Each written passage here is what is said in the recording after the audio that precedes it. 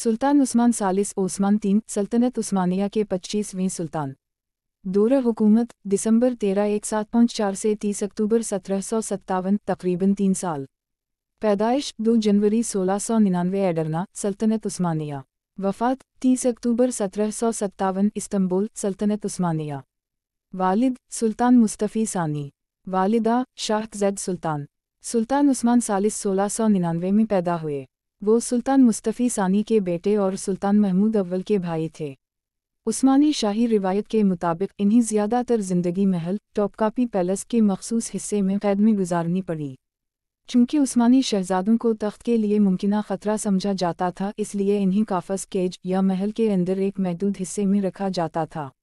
इस कैद की वजह से वो रियासती उमूर में तजुर्बा हासिल ना कर सके और जब इन्हें तख्त मिला तो वो अमली हुक्मरानी के लिए ज़्यादा तैयार नहीं थे। 1754 हमज़ा में इनके भाई सुल्तान महमूद अव्वल के इंतकाल के बाद इन्हें उस्मानी सल्तनत का 25वां सुल्तान बनाया गया। तख्त संभालते ही इन्हें दरबार में बड़ी तब्दीलियां करनी पड़ीं, क्योंकि सल्तनत के कई ताकतवर वज़रा अपने उहदे मजबूत कर चुके थे।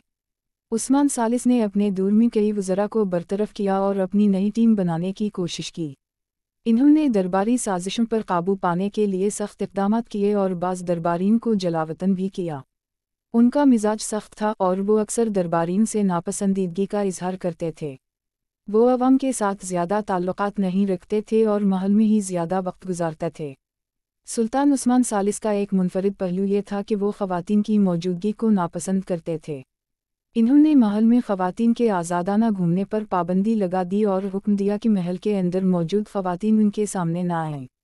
ये पॉलिसी उस्मानी दरबार में गैर मामूली समझी जाती है, क्योंकि इससे पहले के बेशतर सलातीन हरम और ख़वातीन के मुआमलात में ज़्यादा दिलचस्पी लेते थे। वो एक मजहबी सुल्तान थे और इन्होंने इस्लामी क़वानीन की सख्ती से पाबंदी पर जोर दिया। इन्होंने दरबारी मौसीक़ी पर पाबंदी लगाने की कोशिश की, क्योंकि वो मौसीक़ी को नापसंद करते थे। हालांकि उस्मानी दरबार में मौसीक़ी का एक मजबूत रिवाज था। इन्होंने उलमा और मुफ्तियों को दरबार में ज़्यादा अहमियत दी ताकि दीनी इस्लाहात पर जोर दिया जा सके। उनके दौर में कोई बड़ी बैरूनी जंग नहीं हुई। ज़्यादातर उनकी तवज्जो दाखिली इस्तेहकाम और इंतज़ामी मसाइल पर रही। सल्तनत उस्मानिया की सरहदों पर निस्बतन अमन कायम रहा, लेकिन अंदरूनी तौर पर कई मसाइल मौजूद थे। चूँकि वो अवाम के साथ ज़्यादा राब्ते में नहीं रहते थे, इसलिए उनकी मकबूलियत कम थी।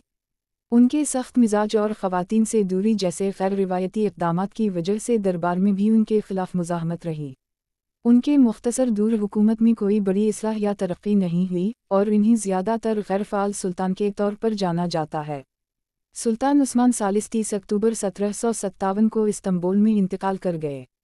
उनके बाद सुल्तान मुस्तफ़ी सालिस को तख्त पर बिठाया गया, जो सल्तनत को एक नई सिमत में लेकर गए।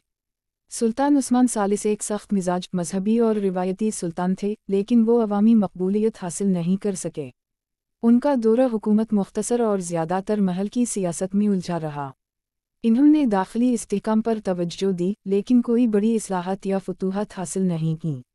उनकी वफ़ात के बाद सल्तनत उस्मानिया को नए चैलेंजेस का सामना करना पड़ा, जिन्हें उनके जानशीन ने हल करने की कोशिश की। यही वजह है कि उस्मान सालिस को उस्मानी तारीख़ में एक कमज़ोर लेकिन मुनफरिद शख्सियत के तौर पर याद किया जाता है।